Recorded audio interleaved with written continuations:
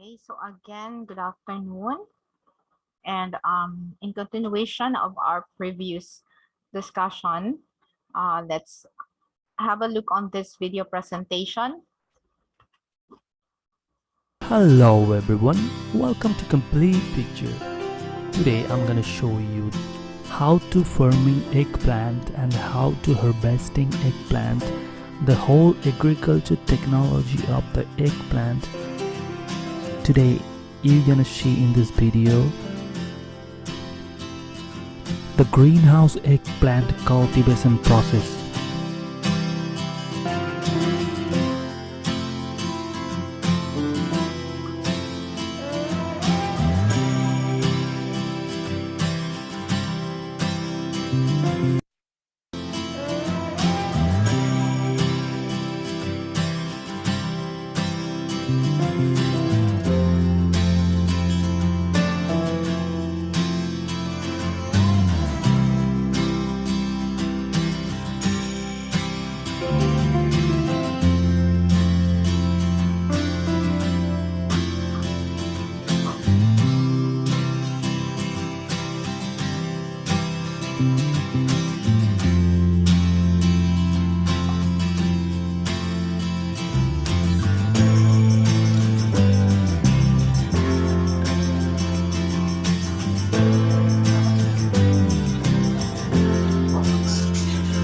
Good afternoon, ma'am.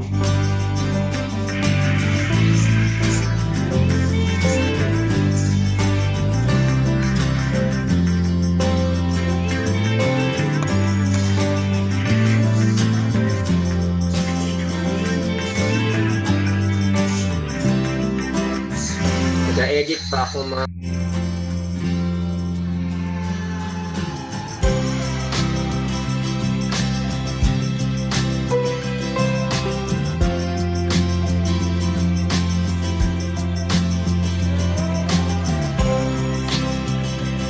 Pasa na ako mamaya ng gabi.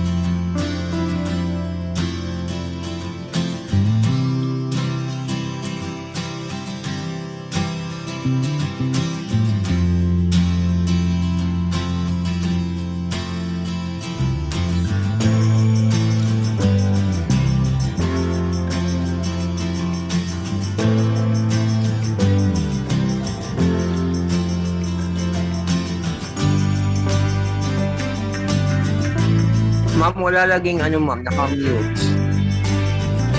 Walang music.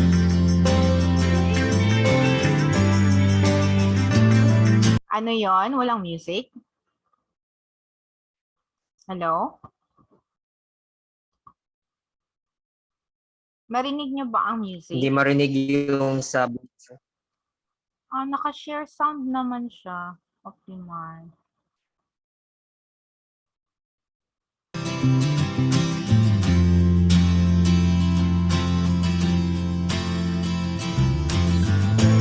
Pero okay lang kasi music lang naman siya.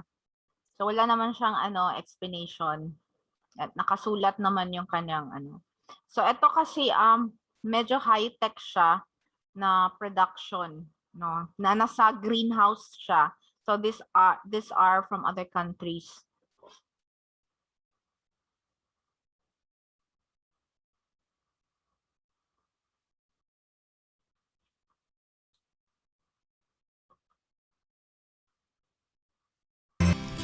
Thank you for watching. Please share and subscribe us. Lots of effort put to make that video. Just 1 second needed to subscribe. So I guess yun lang, no? If you have questions or clarification regarding eggplant. So if not, then let's proceed with the next topic on lesson 5, which is about ginger. So do you have any questions or clarification?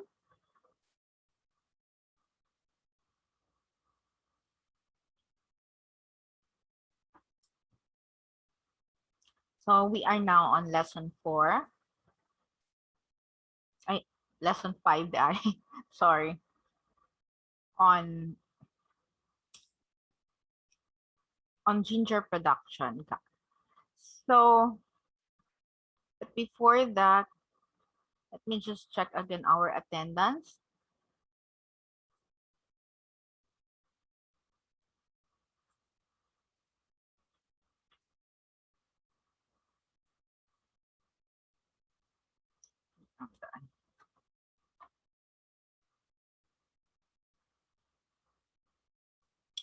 Okay, so when we say ginger, it's scientifically known as Ginger officinale rosso, and it's very popular for its distinct sharp and hot flavor, no? Na it's because actually of the oily substance called gingerol, no? And in Tagalog we call it luya, shuga in Japanese, chiang in Chinese, and gingebre in Spanish, or gingembre in French, and zanjabil in Arabic. So it has an aerial part of yung root niya, which is 0.8 meter high, which could grow up to 1.5 meter tall, no? And usually sa Costa Rica, Hawaii, and Honduras.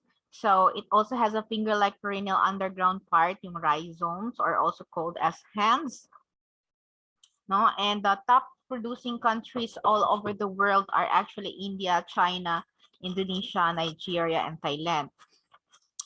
In 2006 naman, in the Philippines, there has been 3,916 hectares planted with ginger, with a total of 27,000 tons production. And our major producer are Cagayan Valley, Calabar Zone, and Northern Mindanao. No, and we actually export ginger to Japan, Germany, Hong Kong, Britain, Northern Ireland, according to our statistics as of 2006. So as to the use and nutritional value, ginger is really very healthy, and it has been part of our cuisines. So we consume them as fresh or dehydrated, powdered, or pickled. So we call them salabat, yung ating ginger tea. It's a popular hot drink, which is boiled fresh ginger or powdered ginger. And this actually, we use this as flavor to some common Filipino dishes like tinola, goto, arroz caldo, paksiw, batchoy, at saka pinakbet. And also a main ingredient sa mga ating perfume, soft drinks. If you have tried yung ginger ale, yung ginger ale, no, it's of course made from ginger. And also for the preparation of preserved candies and pickles. So in Chinese, they consider ginger as the yang or of hot and spicy food, and which actually balances the cold meals. So it also considered as yin for creating harmony. So ginger has many health benefits as well because of its components. So it stimulates gastric juice secretion, relieves cough and flu, used to treat migraine, also travel sickness, and rheumatoid arthritis. So it's also very known to improve blood circulation and reduce fat deposits in the arteries. Kaya good for fitness siya or diet. And in India, ginger is used in the preparation ng Ayurvedic formulation, or they call it Ayurveda. It's a traditional Indian medicinal discipline.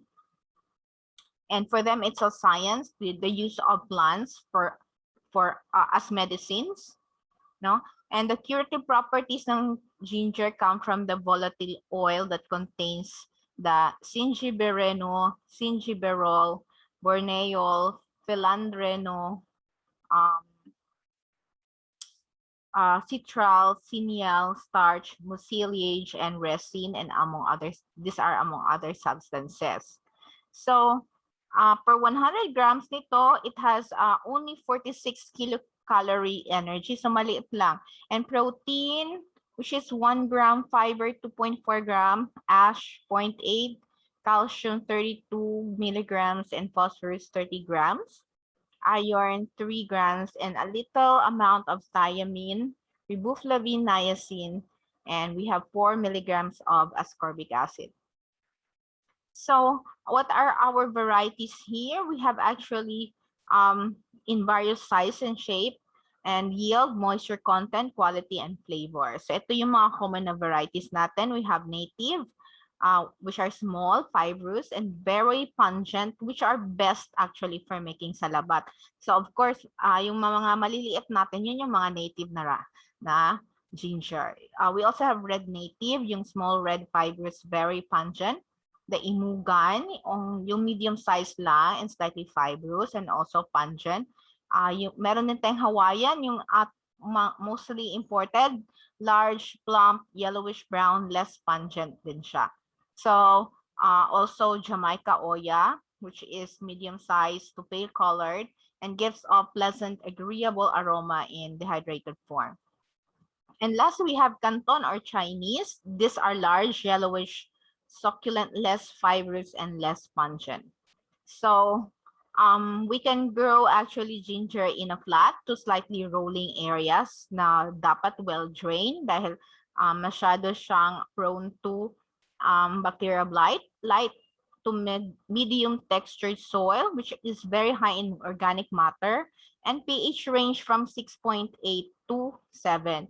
And it can even grow to higher elevations, no, up to 1,500 meter above sea level, and also 200 to 300 centimeter annual rainfall, which are evenly distributed throughout the year, with a temperature range from 25 to 35 degrees Celsius. So usually, yung ginger then is shade-loving plants, so they can tolerate and even grow better in 25 to 40% shading. So mas maganda siya i-intercrop with other fruit trees, no? Kasi it can grow well. So we need 800 to 1,500 kilogram seed pieces per hectare, and you just store the roots under shade and cover with banana or coconut leaves.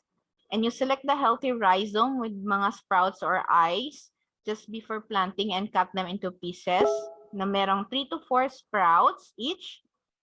So, and then these pieces may also be pre-germinated for uniform growth.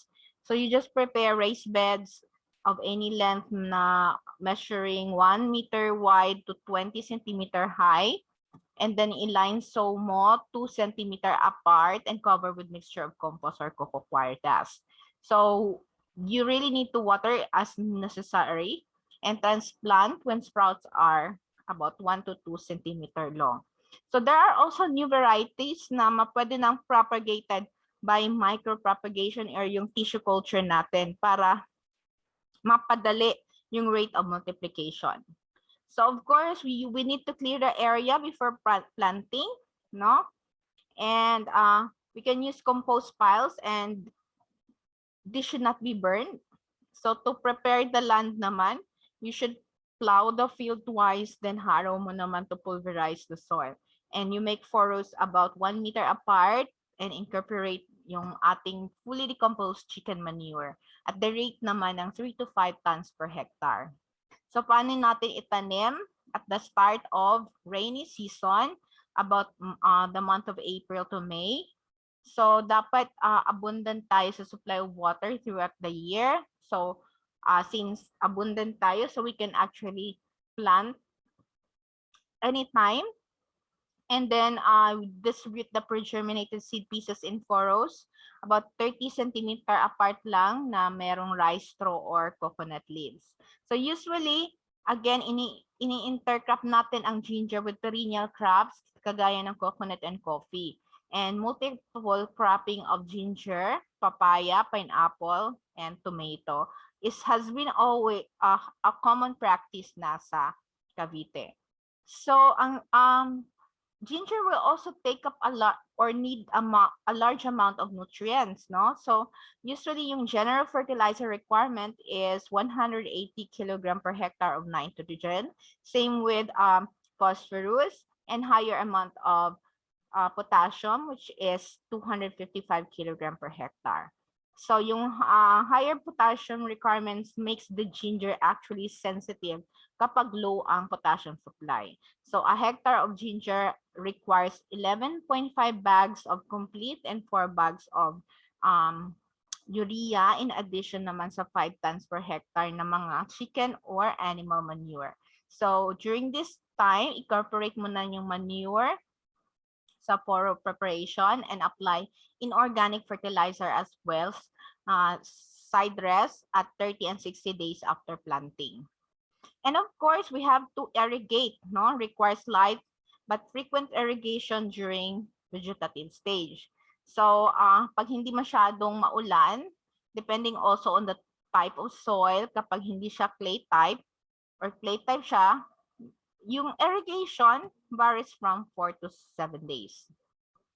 So of course, we need to get rid of the weeds, no, during the growth period. So mag-hand weeding tayo after 1 month of planting, and then subsequently, depending on weed density, and mag-mulch tayo ng coconut leaves sa rice straw para ma-suppress yung growth ng weeds. For the pests and diseases naman, we have cutworms, scale insects, aphids. These are very common ginger pests, but usually do not actually losses yield, no? So we have leaf spot, rhizome rot, bacterial wilt. These are the major diseases. Ginger are also tolerant to leaf spot and can be prevented. Rhizome rot can be prevented by strict sanitation also, or you can use trichoderma as part of your organic fertilization. And during pag mag-store tayo, we separate healthy rhizome from shriveled one and discolored ones, of course, dahil potential for bacterial wilt infection. And to avoid this, you also use or plant only in bacterial wilt-free areas. So i-pull out and burn mo yung mga infected na mga bacterial wilt plants. So we can harvest actually about 8 to 10 months after planting. Kapag without even counting the number of days, no, malalaman mo yan when the leaves turn yellow and wither. And depending naman siya sa variety use. So paano mag-harvest? Of course, you have to dig each hill with a spading fork or a hoe, and then pull the entire plant, shake off the soil, lay on top of the bed, and cut off the stem without breaking the rhizome kasi yun yung naging source ng infection. So care should be practiced during harvesting para ma-minimize natin yung faster weight loss and decay susceptibility. So i-harvest natin according as in this requirement. So pag domestic market, nasa 8 to 11 months siya. Pag salted and pickled naman, 5 to 7 months. For export pickled, 3 months lang. Dehydrated, 6 to 8. And ginger for export is 7 to 10. So we have common post-harvest handling practices. Una, of course, we need to clean and wash them, no? I-trim off the shoots, the roots, and clean the rhizome immediately after harvest. So, basain yan. And remove soil particles, then wash again with water or sodium hypochlorite by preparing 1 drop of 30% sodium hypochlorite per 3.8 liter water para ma-disinfect mo yung rhizome, and it will heal faster, or air dry the rhizome after washing. So the next step in post-harvest handling is also curing, no? This happens on almost all root crops. So cure the rhizome first under 90% relative humidity, about 25 to 30 degrees Celsius for 9 days. And spray or dip rhizome in fruit wax para ma-prevent yung shriveling. And after curing, you have to do the grading or i-classify naman yung rhizome according to size, weight, and appearance. So you just select healthy rhizome and discard that are infected with diseases. So, ang classification natin is 1, 2, 3 or large, medium, small, which ranges from greater than 300 grams, and medium naman nasa 150 to 300 lang, and less than 150 yung small. So, paano natin store since ginger can be stored last longer, no? So, we need to store on a clean, healthy rhizome. Keep the 10-month-old rhizome under 7.2 degrees Celsius naman. So, the younger the rhizome, at 13 degrees Celsius naman. So, i-maintain talaga yung relative humidity, about 75%, para ma-minimize yung weight loss, sprouting, and rotting. So, pag cold naman yung storage, or if not, then farmers can actually harvest their crops, no, about 2-meter deep. And they're going to make use of the pits up to 2 tons capacity. So itong mga pits na ito can be covered with banana or coconut leaves, which are just located under the shade ng backyards mo. So the ginger rhizome can be kept here for a year. So matagal siya pwedeng i-store. In terms of marketing naman, generally, local market natin, we can make use of kaing, can, stock, kilo, pile, or tumpok, or by piece. And sa export naman, it is sold in fresh, preserved, or dried form. So, dried ginger comprises more than 50% of the ginger sold in the foreign market. And it can be classified either peeled, unpeeled, whole, or split. So, ito yung cost na kailangan natin. Variable cost, labor, for a total of 56,630. The materials and equipment we needed is 42,577. And yung ating cost also for like materials is another 21,000. So total ng 141,490. But then if you're going to able to sell during regular season, meron kang 300,000 pesos. Pag off-season, mas malaki pa, 400,000, for a total net income of 158 to 258 naman na thousand. So I guess that's all for ginger production. Do you have any questions or clarification regarding ginger production? We also have another presentation, video presentation on ginger production. If you don't have any more questions, so if you still have question, please ask. You can now ask your question.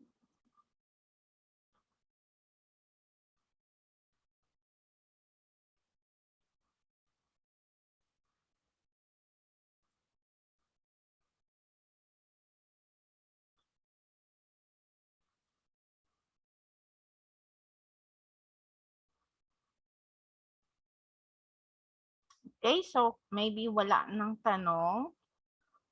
So we will just proceed with our video presentation.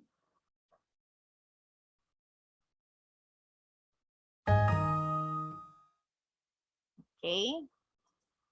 Ay, sorry.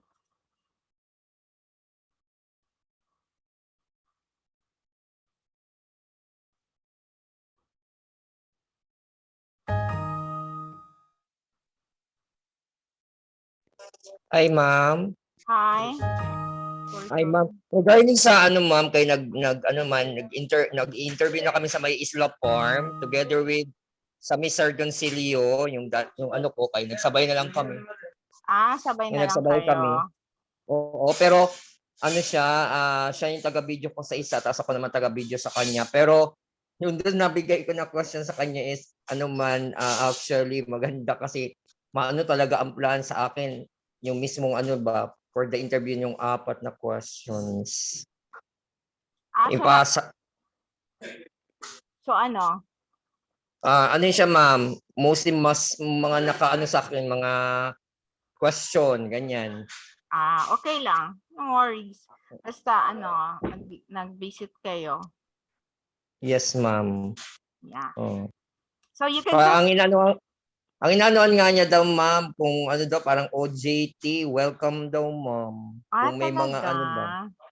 Yes, ma'am. Nag-anong Isla Farm na si Sir Paulo Manalo, siya man ang farm manager.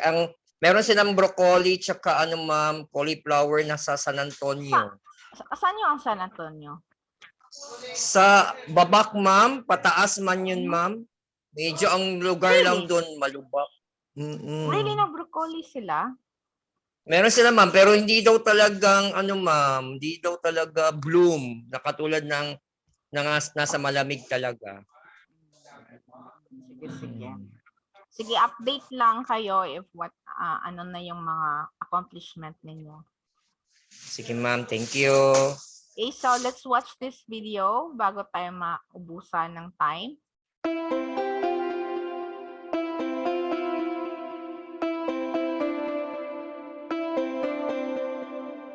Hey Warriors! Sa videong ito ay aming ibabahagi sa inyo ang mga best practices na aming nalalaman at ginawa para sa matagumpay na ginger farming.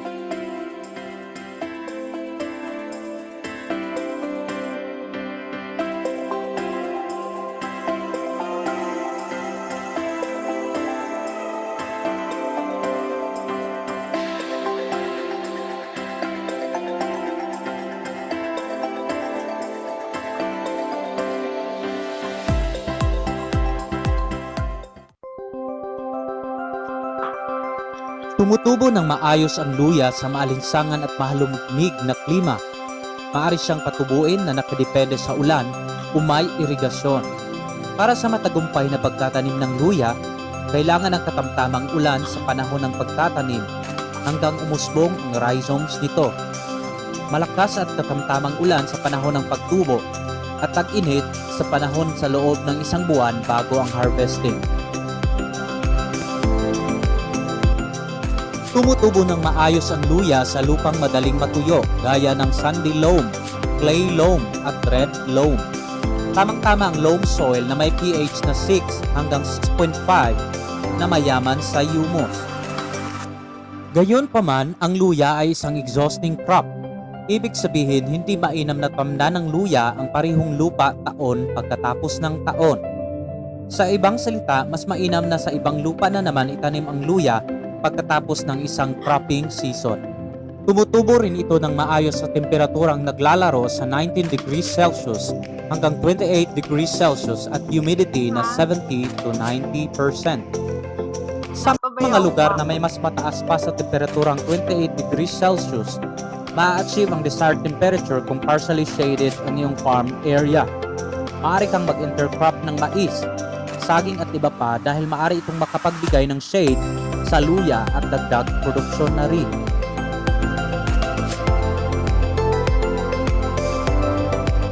Araruhin o bungkalin ng lubusan ang lupa 4 hanggang 5 beses para kung ito ay maulanan, magiging pino na ang lupa. Sa aming farm, di na namin pinungkal o inararo ang lupa. Diretso na namin itinanim ang mabinhi sa cleared area. Ang ginawa lang namin ay hand weeding na tutulong sa lupa para maging pino. Ginagawa din namin ang earthing up sa panahon ng growing period ng luya para sa malayang pag-develop ng mga rhizomes. Sa mga area na prone sa rhizome rot disease at nematode infestations, kailangan ang solarization sa farm bed sa loob ng 40 araw gamit ang transparent polythene sheets. Kailangang i-shade dry o air dry ang mabinhi para maiwasan ang rhizome rot disease at iba pang bacterial diseases. Maaari mo ring pausukan ang mga binhi. Tinitreat din ng ibang farmers ang mga binhi ng Mancozeb 0.3% na may formulasyon na 3 gramo sa bawat litro ng tubig. Hindi na kami gumagamit nito.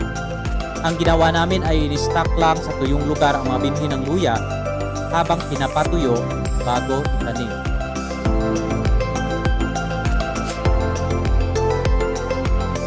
Pinaparami ang luya sa pamamagitan ng bahagi ng rhizomes na tinatawag na seed rhizomes o seeds o seed pieces.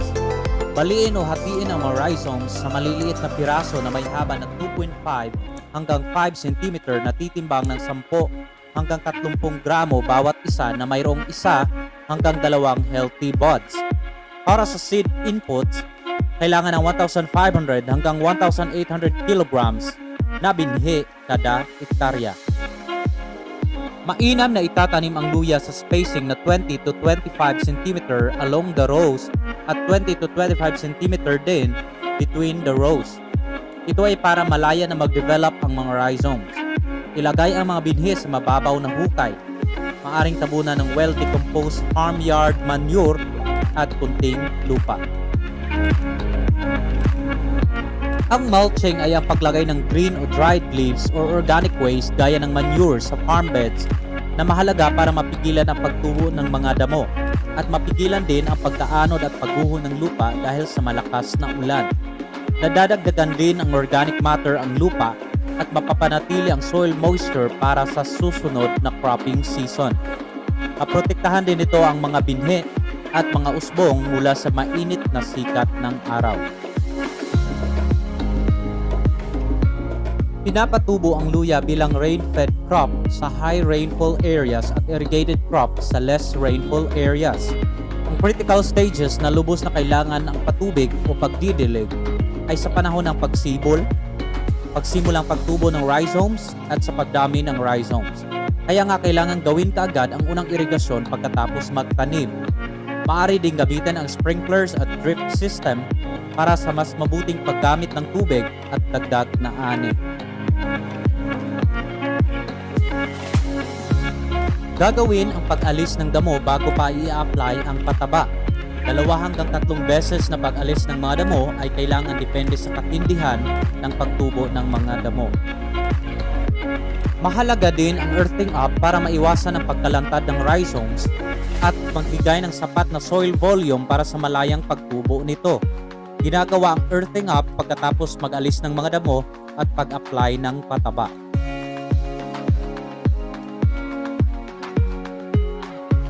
Gumamit ka ng complete fertilizer na may nitrogen, phosphorus at potassium. Ang mga elementong ito ay napakahalaga para sa pagtubo ng halaman. Mag-apply ng pataba pagkatapos ng 2 hanggang 3 buwan mula sa pagtanim. Sa panahong ito, nagsimula ng mag-multiply ang mga rhizomes kaya ma-assist ng pataba ang pag-develop nito. Pari mo ring applyan na naman pagdating ng 5 buwan. Distansya lamang ng konti ang paglagay ng pataba para hindi ma-damage ang growing plant. Huwag masyadong damihan ng pataba. 3 hanggang 5 kutsarang pataba lamang kada halaman. Anihin ang luya pagkatapos ng 8 hanggang 10 buwan mula nang itinanim kung gusto mo ng mature rhizomes. Pag mature ang rhizomes, mas mahaba ang kanyang shelf life, mas maanghang at syempre mas mabigat. Pag mas mabigat, mas malaki ang kita. Kailangang hukayin ng maingat ang buong halaman para hindi ma-damage. Kung ibenta sa palengke, hugasang mabuti ang mga luya.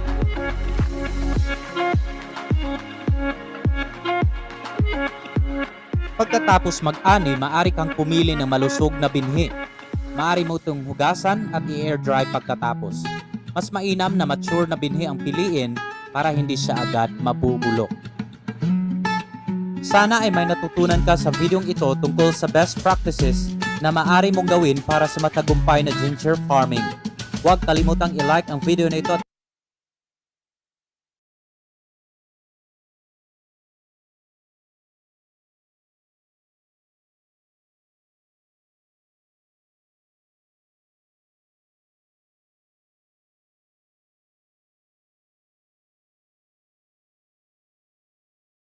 Wait lang. Sorry, kanina pa day ko walay ano. So sorry pala if I cannot anymore entertain questions. So I've been talking na ano pala day ako ang ano. Ako ang tawag doon. Ako ang wala day kay audio. So again, thank you very much sa lahat. If you have question, next meeting na lang or you can chat me. Okay, so thank you. That would be all for this afternoon. And I'm going to see you next week. Next week. Oh yeah, next week. So again, thank you. Thank you everyone.